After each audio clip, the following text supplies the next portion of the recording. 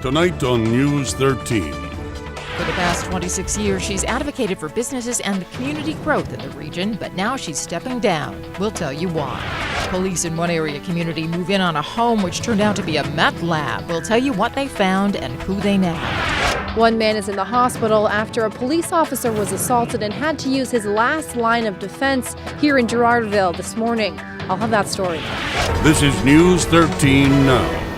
Good evening, everybody, and welcome to News 13 Now. I'm Kathy Bazinski. Well, it's a day of pride, accomplishment, and a few tears for everyone who has worked hard to promote the Greater Hazleton community. The president of the Greater Hazleton Chamber has announced she's retiring. Says her decision was an emotional one. 1, 2, 3.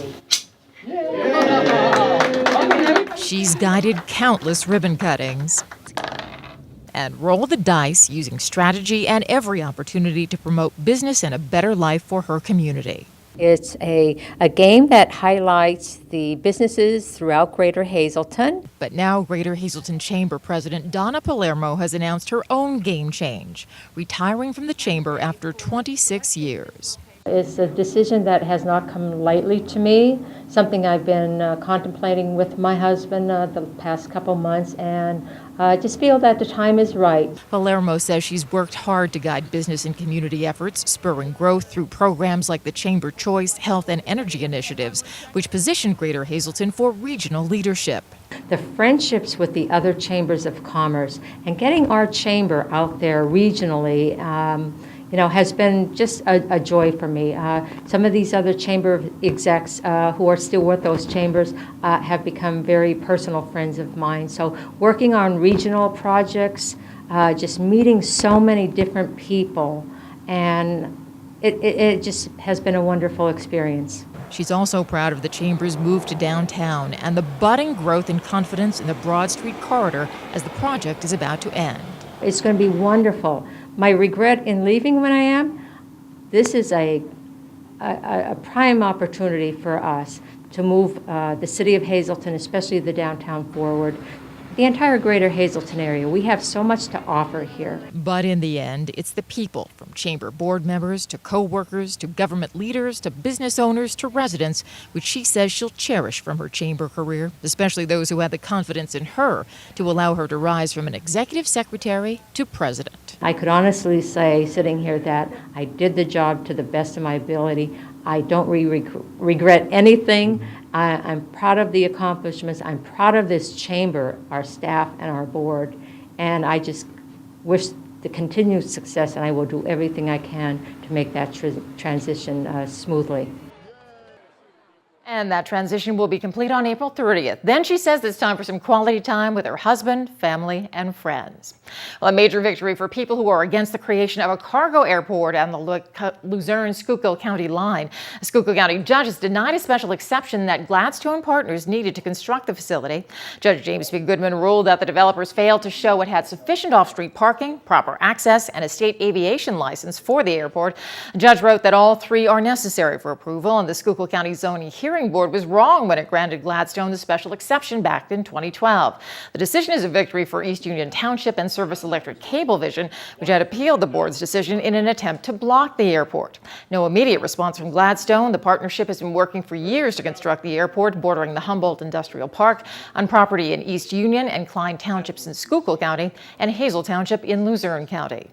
Well, police made several arrests and seized drugs and money when they raided a suspected meth lab in Tamaqua this morning. Investigators went in with a warrant and came out with boxes of evidence from apartment 2 at 29 East Elm Street today. Police say they got the warrant after months of investigation, during which they believe the apartment was being used as the meth lab. Several people were inside the home when they went in, including the woman renting the apartment, 31-year-old Jacqueline Slavin. She was charged with manufacture of methamphetamine with intent to deliver, possession of heroin, and endangering the welfare of a child. Police charged at least 6 other people with various drug-related counts. Well, there was a frightening scene which played out in a Schuylkill County neighborhood in the middle of the night. A police officer and a man involved in a domestic dispute both needed medical treatment when the officer was forced to shoot and taser the man. Christina Papa with more on the dangerous incident in Girardville. It began with a police call early this morning about a domestic dispute at this house at 120 North Line Street in Girardville. Investigators say when Girardville patrolman Melville Tomeo arrived at the house, he was confronted and aggressively assaulted by 31-year-old Carmen Almonte. Neighbors who live nearby saw and heard the whole thing play out. You know, to watch it was a little daunting. Like, wow, it's going on a block away, half a block away. Kathy Deisel had a bird's eye view of the scuffle from her home right up the street. She saw Patrolman Tomeo try to stop Almonte with a taser. He was combative from the get-go. And the tasering continued until, the guy wouldn't listen. State police at Frackville are handling the case. They say Tomeo was forced to use his last line of defense. Well, heard the gunshots and instantly went to the window and saw the scuffling, heard more shots. Tomeo then discharged his weapon. Almonte was wounded but continued to fight. That's when investigators say the officer tased him a second time. I think I heard it around 1 or a little after. And then when I looked out, because my dogs were terrified, and then I looked out and I seen all the lights from the police in all directions. Elsie Doherty didn't want to show her face on camera. Those shots were fired right in her backyard. And then a little while after that, then the ambulance came, and they took him out in it. Ashland police rushed in for backup. So did Butler Township and state police. Neighbors are upset, but not so shocked by this dispute. Little Girardville isn't Little Girardville anymore. I live in Girardville. Let's see. You're ready for anything in Girardville. Officer Tomeo was treated for injuries at Pottsville Hospital. Almonte was taken into custody and was transported to Geisinger Hospital, Danville, for treatment. No word on their condition tonight. Almonte faces a slew of charges, including recklessly endangering another person and aggravated assault. Christina Papa, News 13, Girardville. Still ahead on News 13 now, what a difference 20 degrees make. After our Arctic temperatures, it almost felt like spring today. We'll tell you where temperatures head next in News 13 weather. But first, the air may be warmer, but the ground's still frozen, and that may have contributed to a burst pipe that shut down one local business. The cleanup at the cleaners when News 13 now continues. You're watching News 13 Now, local and loving it. Well, those sub-zero temperatures and frozen ground have made for a watery mess, which has shut down a landmark business in Hazleton. Empire Cleaners has been in business for over 80 years, but not today. Last night, the owner got a call from his security company that his sump pumps had been activated. When he went to check the business, he found his basement filled with water thanks to a pipe break. With help from the fire department, that watery mess in the boiler room has been pumped out. Fortunately, none of the customers' clothes were affected, but now Empire Cleaners can't take any new business until the problem is fixed and everything's cleaned up. This is our slowest time of the year for business, and having to turn away customers is not something that we want to do at any time, especially during the winter season. Tomorrow I'll have the office open. I'd like to be able to know that we're going to be operating on Monday, then I can take work in and it'll be back to normal. So I'm hoping for good news. Customers were able to pick up their items today at Empire Cleaners, the Hazleton location, as well as their location in Cunningham. 5th Street and between Arthur and Taylor Court was blocked off this afternoon. As you saw, crews worked on that water pipe break. Time now for News 13 weather. In tonight's weather shot, we're local and loving it just outside of Tamaqua, where their gushy stream looks pretty, but icy cold on the last day of January. Checking the National Service radar, what you're seeing there is mostly cloud cover, but as we get further into the evening, we might just get a slight taste of snow, but nothing that should really damper our plans for the evening. Here's News 13 weather from the National Weather Service for Greater Hazleton for tonight. Cloudy, slight chance of snow between about 9 o'clock tonight and 1 a.m., the low heading down to 26 degrees. And for Saturday, cloudy, slight chance of snow mixing with rain by late morning and then clearing out, a high of 36. Chance of rain and snow showers during the overnight with a low still around 33. For Sunday, big game day, a chance of rain showers, then it gets mostly cloudy with the high all the way up to 40. Mostly cloudy at night with the low down to 20. For Monday, mostly sunny, a high near 29, overnight low around 19. And for Tuesday, mostly cloudy, a 30% chance of some snow, a high near 33 degrees. And now heading to Schuylkill County for tonight, cloudy with a low down to about 22. And for Saturday, cloudy with a high near 38. Scattered showers at night with a low around 32. And for Sunday, cloudy with scattered showers and a high all the way up to 41 degrees. Mostly cloudy with a slight chance of snow during the overnight with a low down to 22. And for Monday, partly sunny with a high near 29 degrees, clear and cold at night, low down to 18. And then Tuesday, partly sunny, but a 30% chance of a little bit of snow, a high near 32 degrees. And let's check the winning midday lottery numbers. Good luck if you play. The daily 025, the big 4 8960, Quinto 22208, and the treasure hunt 7 9 13 19 28. Hope you won.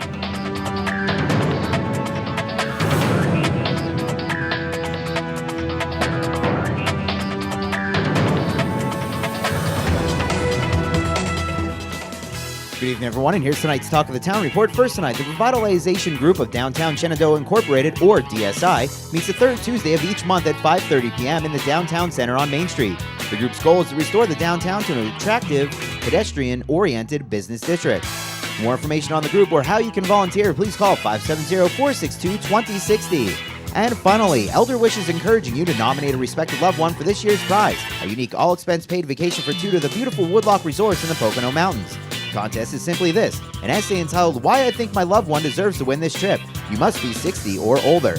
Please submit essays to Elder Wish, P.O. Box 1298, Cunningham, PA 18219. That's tonight's Talk of the Town.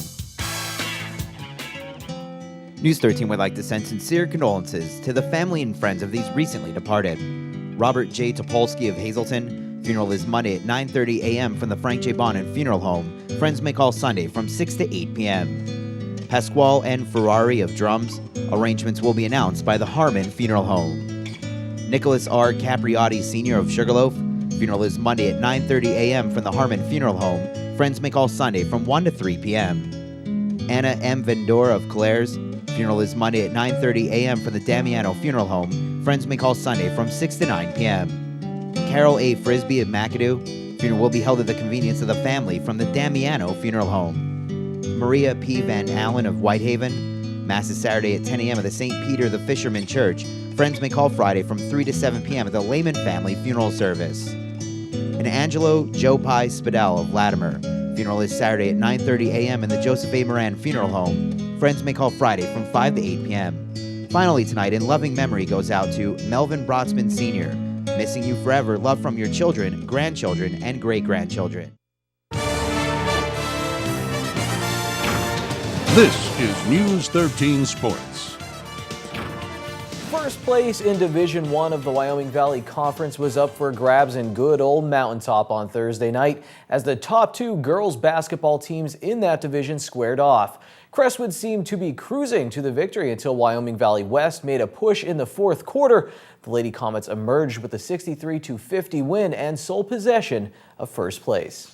Crestwood head coach Pat Brogan says 10 of the Lady Comets games have come down to just a possession or two, and he expressed some concern for Crestwood's fan base after his team's win over Wyoming Valley West. It's been hectic. I mean, if people come to watch us, they probably have either turned gray hair or lost their hair, or they're probably having close to heart attacks because it comes down to one possession every game. So tonight was another game where there was one possession, but it was certainly a closer game than the score showed. While these close games may be stressing out the fans, they've had a positive impact on the team. Here Brogan talks about that impact and the progress of his players, specifically Mari Kronauer, Rebecca Rakowski, Maddie Ritzik, Taryn Walnar, and Dallas Kendra. I think they've gotten a level of confidence. You know, Mari has grown from a field hockey player the first 5 games to a great point guard who's fast and who knows how to pass the ball.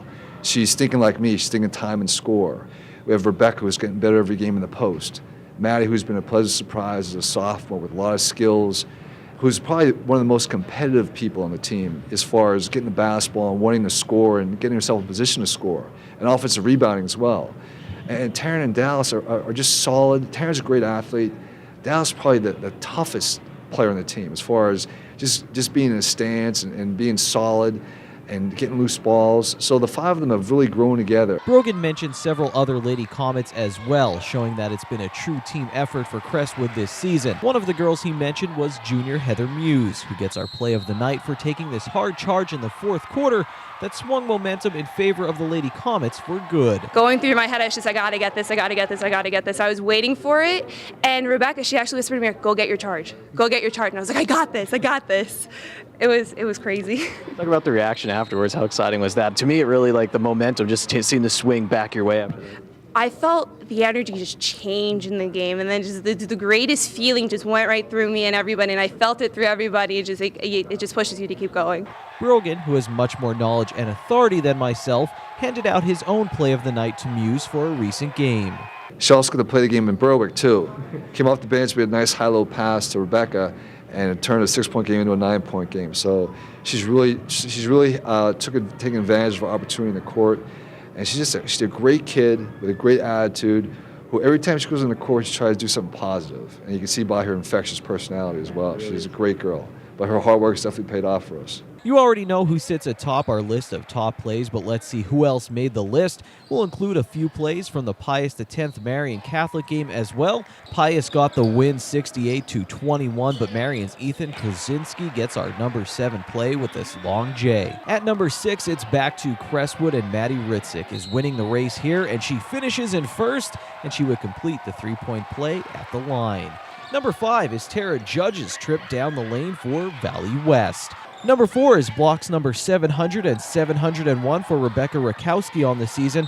I don't think she's had that many, but I'm sure it's a lot. Back to the men of Marion for number 3. This is Dominic Mussolini with the great take. Eric Marbury gets our number 2 play. He grabs it, steals it, takes it away, and this is just a ridiculous finish. And our play of the night belongs to Crestwood's Muse. She takes one for the team, her first place team. Let's waste no time and jump right into our News 13 scoreboard. The Hazleton area girls were winners on Thursday night. Alyssa Sitch poured in 16 points for the Big HA. Lake-Lehman got the best of MMI, and Weatherly beat Meadowbrook Christian. Both Hazleton area and Monomoy area just keep winning in boys basketball. Now to District 11 AA Wrestling, the Duels Championships. North Schuylkill is moving on after beating Lehighton. They will wrestle Succon Valley in the semifinals on Saturday. To the lanes, the Hazleton area bowling program is sending 11 bowlers to the Eastern Pennsylvania Regional Championships. Here's a quick look at a few of the bowlers who had great days for Hazleton area at the qualifying event. Well, what a week of sports, and it's not over yet. Enjoy the Super Bowl on Sunday, and I'll see you next week. Till then, take it easy, everyone.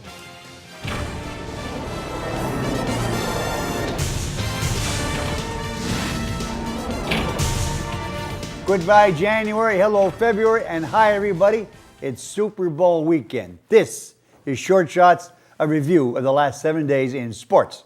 And it was 2 weeks ago tonight that 2,417 fans filed in to McGeehan Hall to witness a spectacular high school basketball game, just like old times. The Cougars defeated the Crestwood Comets 60-54. Since then, the Cougars have defeated Williamsport by 8, Tunkhannock by 15, Pittston by 15, and last night Berwick by 51. After 11 straight wins, Hazleton area is 15-2 behind their leading scorer, Sal Biazzi, who has tickled the twines for 471 points so far this season. Number 10 now has 1,535 career points, 84 short of Chris Long's record of 1,619 that he posted for the Mountaineers of HHS and the Cougars of HAHS in 1992 and 1993. The Lady Cougars lost a toughie to Pittston at home by 3 before rolling over Coffin on the road last night. Gabriel's gals were 12-6. The Marion boys lost a pair. The Colts were 6-11. The Marion Phillies won a pair. Brutus Brigade is 15-1. The MMI boys beat Wyoming area after losing a pair. The Lady Preppers lost 2. The Weatherly boys dropped 3 and the Lady Wreckers 2, but they did win last night. What else? The Mon area boys lost their first game this week to Pius X by 3. They're 16-1. Hazleton area football coach Jim Drumheller has stepped down after 3 seasons as head coach and almost 3 decades with HHS and HAHS as assistant coach. Like 28 years with the program. Good luck, Drummy.